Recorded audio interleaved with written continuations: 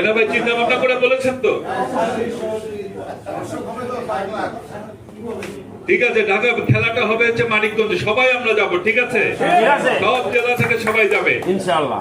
মাঝে মধ্যে কিছু ভেরিয়েশন আনতে হবে, একঘেয়েমি এসে যায় মাঝে মধ্যে। দীর্ঘদিন ধরে আমরা মিছিল মিটিং এর মধ্যে আছি, মাঝে মধ্যে কিছুটা ভেরিয়েশন আসলে সেটা আমাদের আন্দোলনের জন্য ভালোই হয়, খারাপ কিছু নয়। আর খেলার কথা যদি বলেন, ঢেকি স্বর্গে গেলেও কিন্তু ধানই ভাঙবে, তাই না? ঢেকি স্বর্গে গেলেও কিন্তু ধানই ভাঙবে। সুতরাং আমরা যদি খেলার মাঠেও যাই, সেটাও কিন্তু রাজনীতির একটা অংশ। খেলাটিকে আমরা, আমাদের চেয়ারম্যান সাহেব খুব সিরিয়াসলি নিয়েছেন। যতটুকু সিরিয়াসলি বিষয়টি নেওয়া উচিত আপনারা ঠিক ততটুকুই সিরিয়াসলি নিয়েছেন। এখন যে কথাগুলো আসা দরকার সেগুলো নিশ্চয়ই আপনারা শুনেছেন। মূলত আমরা তো সবাই রাজনৈতিক কর্মী, আমরা মিছিল মিটিং এসবের মধ্যেই আমাদের জীবন আমরা যাপন করি। সমাবেশ, মিছিল মিটিং, বক্তব্য দেওয়া, বিভিন্ন রাজনৈতিক কর্মসূচি অর্গানাইজ করা, এগুলো আমাদের কাজ। তাহলে আমরা হঠাৎ করে কেন এই খেলাধুলা নিয়ে ব্যস্ত হয়ে পড়লাম? এই প্রশ্ন মনে হয় আপনাদের অনেকের মনে থাকতে পারে, থাকাটা অস্বাভাবিক কিছু। হ্যাঁ, আমরা আন্দোলনে আছি এবং আন্দোলন আমাদের শেষ হয়নি, শেষ হওয়ার প্রশ্নও আসে না। যে নির্বাচনে বাংলাদেশের জনগণের অংশগ্রহণ নাই, এমন একটি ভুয়া নির্বাচনের মাধ্যমে যারা ক্ষমতা এসেছে, সেই ক্ষমতা অবৈধ ক্ষমতা। এই অবৈধ সরকার, সেই সরকার অবৈধ সরকার, এবং এই অবৈধ সরকার 5 বছর কেন, 5 মাস কেন, 5 দিন কেন, 5 সেকেন্ডের জন্য বৈধ নয়। তাই আমরা আন্দোলনে আছি। যখনই সুযোগ পাবো আমরা আঘাতের পর আঘাত হেনে আমরা এই অবৈধ সরকারকে ক্ষমতা থেকে নামিয়ে জনগণের সরকার আমরা প্রতিষ্ঠা করব। আন্দোলনে আবার মাঝে মধ্যে কিছু ভেরিয়েশন আনতে হবে, একঘেয়েমি এসে যায় মাঝে মধ্যে। দীর্ঘদিন ধরে আমরা মিছিল মিটিং এর মধ্যে আছি, মাঝে মধ্যে কিছুটা ভেরিয়েশন আসলে সেটা আমাদের আন্দোলনের জন্য ভালোই হয়, খারাপ কিছু নয়। আর খেলার কথা যদি বলেন, আমরা তো আসলে যে কথাটি বলে, ঢেকি স্বর্গে গেলেও কিন্তু ধানই ভাঙবে, তাই না? ঢেকি স্বর্গে গেলেও কিন্তু ধানই ভাঙবে। সুতরাং আমরা যদি খেলার মাঠেও যাই, সেটাও কিন্তু রাজনীতির একটা অংশ। তো আমরা এই খেলাটিকে আমরা, আমাদের চেয়ারম্যান সাহেব খুব সিরিয়াসলি নিয়েছেন এবং আমরা যারা আছি আমরা সবাই খুব সিরিয়াসলি নিয়েছি। এবং আমরা বিভিন্ন জায়গায় গিয়ে দুটো ভাগে ভাগ করেছি, লাল এবং সবুজ।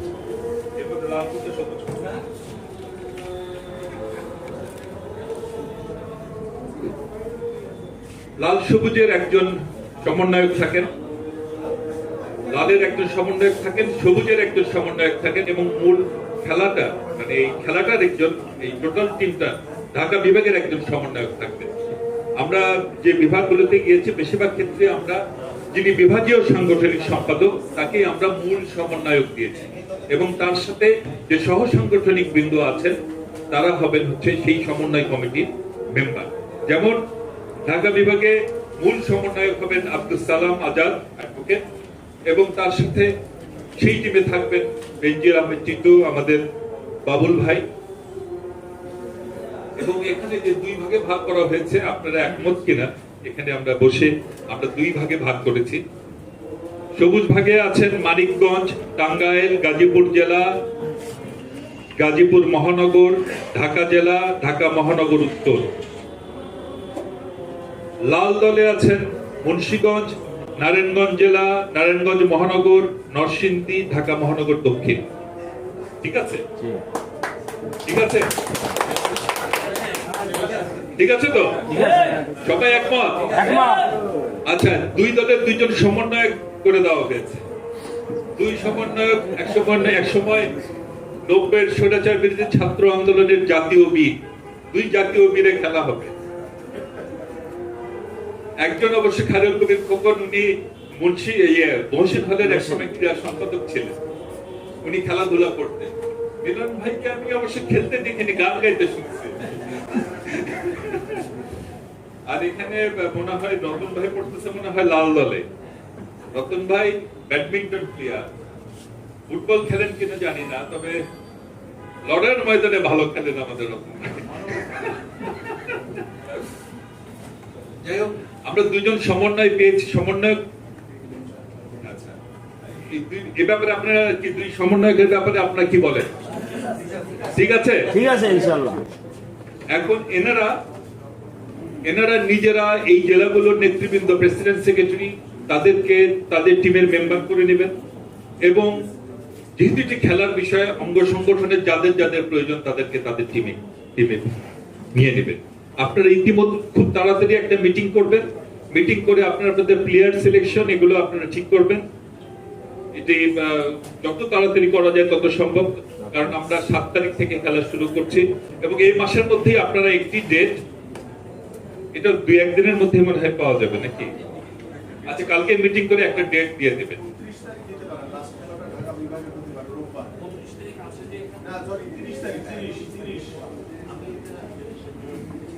আচ্ছা, একটা আমরা মানে 30 তারিখে একটা আমরা ধরে রাখছি, এটা যে কনফার্ম করবো। এখন ঢাকা হচ্ছে রাজধানী, ঢাকা বিভাগের খেলাগুলো হতে হবে সেরকম, ঠিক আছে? আমরা 7 তারিখ থেকে খেলার উদ্বোধন করব, বগুড়া থেকে খেলার উদ্বোধন, আরাফাত রহমান পুকুর জন্মভূমি বগুড়া থেকে খেলা শুরু হবে, তারপরে সব বিভাগ ঘুরবে এবং ঢাকা বিভাগের খেলাটা যেন সেরকম হয়। আপনারা বেশ উৎসাহ উদ্দীপনার মধ্যে যেন খেলা হয়। ভেন্যুগুলো আমরা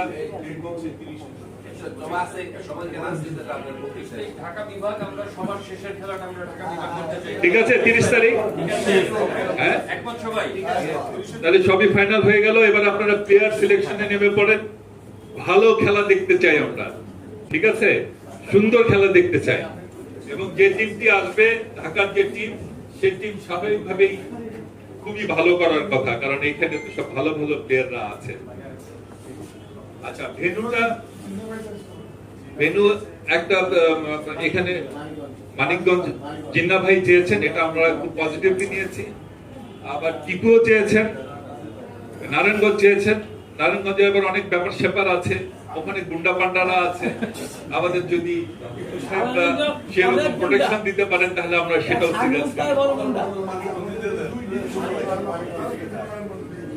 ঠিক আছে। মানে ঢাকায় তো একাধিক খেলা হবে, কোনটা কোনটা ভেন্যু বানানো যায় সেটা আমরা মাথায় রাখবো। এটা অন্যভাবে নিয়ে না, আমরা একটু দুষ্টামি করলাম আর কি।